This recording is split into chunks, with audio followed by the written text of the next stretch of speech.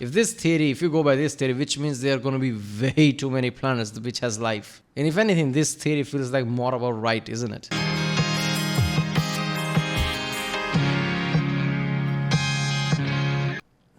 Kurzgesagt, this is ancient life as old as the universe. Kurzgesagt in a nutshell. Yes, this is another Kurzgesagt video. This ancient life as old as the universe. That would take a metaphorical way of saying stars are alive or something. Apart from that, like this might be a surprise video for me, because I definitely don't know anything about that. But one thing's for damn sure, when it comes to life started as soon as it could have. Right? This is the one thing that always has surprised me. The conditions on Earth, basically, it was really hot, scorching, and as soon as this conditions become right, when there can be a carbon-based life that can possibly survive, it did, right? It started, it just sped up the process. Even the complex life is just it was really fast compared to it, right? Compared to the timeline. So I would be surprised like there was a life before, or even there are so many life out there. Now, how complex and how chance-based it is to have an intelligent life, the humans type, I don't know. But then again, intelligence of like orcas, right? Intelligence of elephants. I'm not at human level, but it's pretty high. Right? Only certain here and there, there's like human-like intelligence really possible. So to me, it feels like intelligence must be really high. People always use this example. Yes, life can possible, but intelligence life is really hard because there's only humans. Yeah, there is that. But all the other life, like elephants, like I said, are really high intelligence, right? Like it really takes somewhat mutation here and there, and who knows. Overall life, we can kind of like see how the formula works, but the origin is like unknown to us. Like how life starts in the first place, kind of like unknown to us, and how the like when you see how combination of things work, well, say it feels simplistic, but at the same time, how they got there in the first place is complex. So it's really complicated. So yeah, Kurzgesagt is going to tell us like if there was an instant life apparently. So let's wait soon. Remember people, if you like my reaction, don't forget to subscribe so I know which type of videos to react to more. I love science, as you know. I'll try to react to any Kurzgesagt video that's, every time, like on the first day, usually in just few hours or something. But yeah, science is one thing I love. Of all the topics I can line up, science is probably the top one. If anything, like anything, astrophysics, astronomy, space related, that's really on top even in that. So yeah, it's going to be fun. Let's watch it. The 12,024 calendar is here. Get it now before it sells out. And stay tuned until the end of this video for a sneak peek that's out of this world. Life has existed on one planet for about 4 billion years, as far as we know. But it might have started right after the Big Bang, when the universe was much stranger and more fantastic than today. A universe that might have allowed life to develop absolutely anywhere. The cosmos. I mean, how is that possible? Wasn't like really early universes was a complete energy soup where every energy level was way too high, everything was way too hot, like even stars weren't a thing because of it, because they couldn't combine. The fusion couldn't start because of it. So how can life exist? Might be full of the seeds of life, sleeping in a dead desert, waiting for a few drops of rain to explosively bloom and grow. Tiny and not so tiny aliens might be everywhere. Okay. In this video, we're going to put together two highly speculative yet scientifically grounded possibilities. Check out the scientific papers in our sources. To properly explain it, let's first look at the paradox of life on Earth. The life paradox. For its first few 100 million years, Earth was a magma hell, constantly bombarded by asteroids.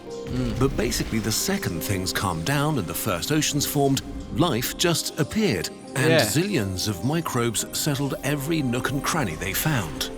This is kind of strange. Life on Earth seems to be almost as old as the planet itself, as if it was waiting around for an opportunity.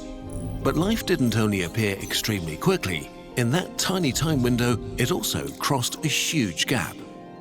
To qualify as living things, even microbes need to eat, poop, grow, and multiply. To do that, they need a genome, the biological instruction manual that sets the inner workings of an organism.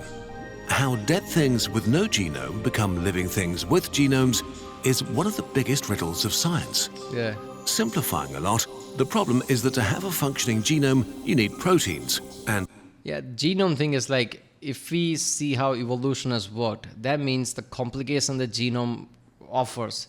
There must have been a time before the genome became a thing that there were many trials and error. Now, even without genome, how did it work in the first place? What caused life to be life without the genome? Before a lot of trial and error can work, and over time, a genome can be formed, right? Because we see all the complicated things a life can do, and we see like how, like all of this, like it looks like a computer program or something, like somebody put it there, but it happened through evolution. Things that didn't work died out. Things that work, here we are, right? So it might feel like very perfection type of, like somebody programmed it type of thing, but it just like short window of things makes us think like that, because long term, way too many species died out compared to how many are alive. This like trial and error type of thing. And to make those proteins, you need a functioning genome. Both proteins and genomes are super long molecules made of pretty complex blocks that are extremely difficult to assemble by chance. It's a chicken-egg paradox with several chickens and eggs. Yeah. Once you have a finished cell, the whole system works efficiently. But starting from simple dead stuff and reaching that level of sophistication by pure chance should require an amazing amount of time for trial and error. So how did the first living things manage to cross that gap? But look, man, compared to the billions of years, millions of years is not that much. But then again, millions of years are still millions of years. And lifespan of how average species like humans live, what, 80 years, right? So lifespan compared to all those things, like in million years, there can be a lot of trial and errors that could produce something like that. In just a few 100 million years. Most theories about the origin of life try to explain that gap by theorizing how some primitive soup of prebiotic molecules could have efficiently produced the first self-replicating entities. But we still don't know how exactly this would have worked. Maybe we need to think backwards. The clock of evolution. Think of genomes as a book telling the history of life. As time passed and life evolved, more characters were introduced. Amoeba, fish, amphibians, dinosaurs, and mammals. Over billions of years, the story of life got more and more complex. A genome can be viewed as a long string of letters with biological instructions. And from microbes to us today, functional genomes seem to have been increasing in size at a fairly constant rate. The functional genome of fish is more than twice that of worms. Our functional genome is about twice bigger than that of fish, and so on. It is a bit more complicated, but for now, let's run with this. When we put all these clues together, it seems that genomes have been doubling in size on average every 350 million years or so, as if evolution had been following an exponential inner clock. But it gets even stranger. The very first microbes that emerged on Earth, even if they look simple, already seem to have had pretty long and complex genomes. But how could life have achieved that level of complexity in such a short time? There may be an I mean, we know them as first, but there could be many data that is like just lost to time, right? So that's one of the biggest issue with knowing anything of the past, right? That is one of the things that kind of worrisome. Like how many things are just lost to time, right? So right now we can basically through certain detective work, science-based detective work, we can arrive at this, like this is one of the earliest things. But certain things might be just lost to time, so we don't know. interesting way to solve this riddle. We just take our exponential clock and extrapolate it back in time to the simplest conceivable life form. Something equivalent to a being with a genome containing just a few letters. But if we do that, we end up 10 billion years in the past. More than twice the age of Earth, which means if life actually evolved like this, it didn't start here, but somewhere out there fun. in space. This would explain why life started to thrive so quickly on our young planet. If it was already... I mean, planet was bombarded as fuck at the start, right? Like it was like constant rain of bombardment. So it makes sense, right? present in space like a seed. It just needed water and warm temperatures to wake up and go on evolving. And it would Because tardigrades, if you throw them in space, they'll go in hibernation of some sort. Before you throw water on them, they'll just come alive. So it makes sense. also explain the high degree of sophistication of the first life forms on Earth. They could have been complex already because they might have been evolving for billions of years somewhere else in the universe. But could life really be that old? Maybe, yes. Actually, life could have started shortly after the universe itself was born. A Goldilocks baby universe. At its most basic level, life needs two things: the right chemical elements to form complex molecules and a liquid medium, like water, in which those molecules can move and interact. The liquid medium needs to stay warm enough to remain, well, liquid. So when we search for life in space, we focus on Earth-like planets at just the right distance from their star, warm enough to sustain liquid water. But there was actually a time when almost all of the universe might have been habitable. Right after the Big Bang, the universe was extremely hot. But as the cosmos expanded, it cooled. And between about 10 and 17 million years after the Big Bang, when the universe was 1,000 times younger than today, it was between 100 degrees Celsius and 0 degrees Celsius, the temperature at which water is liquid. So for this window of time, more than 13.7 billion years ago, the whole universe, absolutely every inch of it, had the right temperature to support life. Of course, the right temperature alone is not enough for life. Wait a minute. First of all, you need a medium, like a certain container, let's say Earth, right? Now, were there planets here, right? Because first of all, you need water, H2O, right? Just like temperature alone isn't anything. You need water. On that temperature, water can exist, liquid water. But you also need planets to contain it. Like, water cannot be just anywhere in space and life will thrive. And what about radiation and things, right? What about, sun, everything, right? We need sun, basically, as well. Otherwise, life can exist. So all the conditions that we have on the planet, like first of all, we have a container that is a planet Earth, right? We have sun that, basically, breathes life or whatever, right? And we have all these conditions perfectly for life to exist. Now, during that time, what about the sun, right? Were there sun, even if were they at the right, distance? What about the radiation from the sun? How would this life survive that? You need atmosphere and, magnetic fields to, basically, I don't know. We also need chemical elements like carbon and oxygen, which are forged in the cores of stars. But were there stars in super early cosmic times? Maybe, yes, in regions of the universe where matter was especially dense.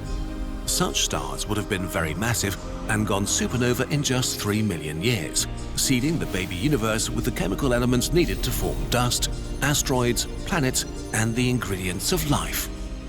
Maybe Yeah, but I saw a video where, was it Vsauce or was it Kurzgesagt? I don't know who talked about it. Like, the early universe, is this temperature they were talking about? The energy was so strong that all the molecules were just bouncing off each other because they were like moving really fast because they were really energetic. Was this at this temperature or really early one when they were really hot? I think it was like multiple thousand temperature time, not 0 to 100 one. So I don't know. But there is that. first ancestors of life were more exotic and didn't even need water, but thrived in substances like ammonia or ethane that can stay liquid at temperatures far below 0 degrees Celsius.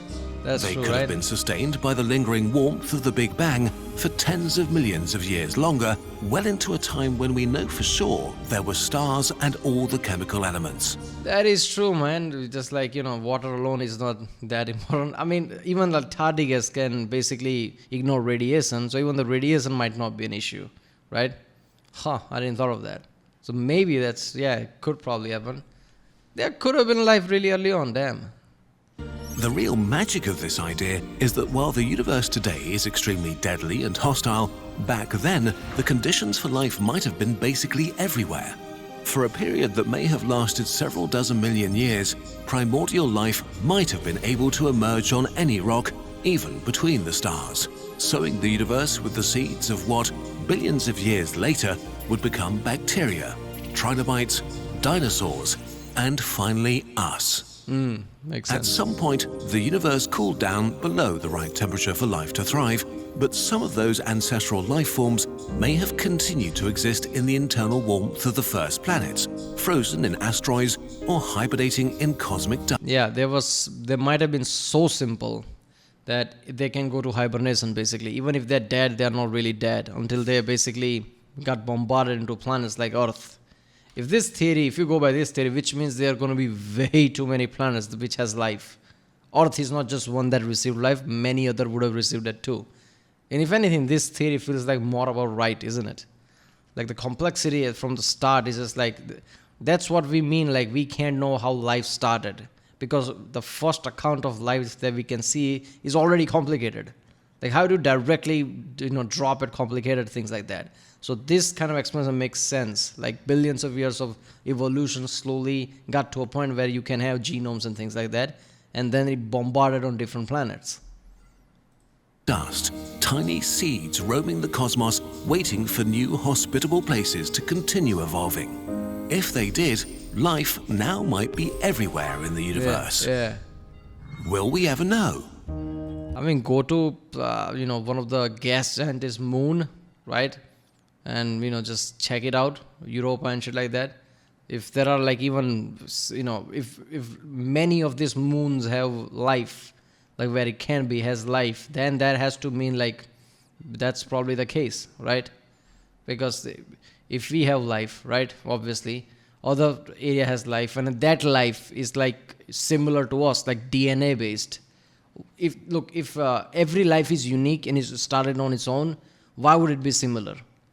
Like why would they have any form of similarity with us? So if we have DNA and they have the same type of DNA based life, that has to mean like started somewhere else. If these two different planets or moon, whatever, has the same type of DNA based life, there's also chance like there can only be DNA based life. There's also chance, but chance of it starting somewhere else is much higher.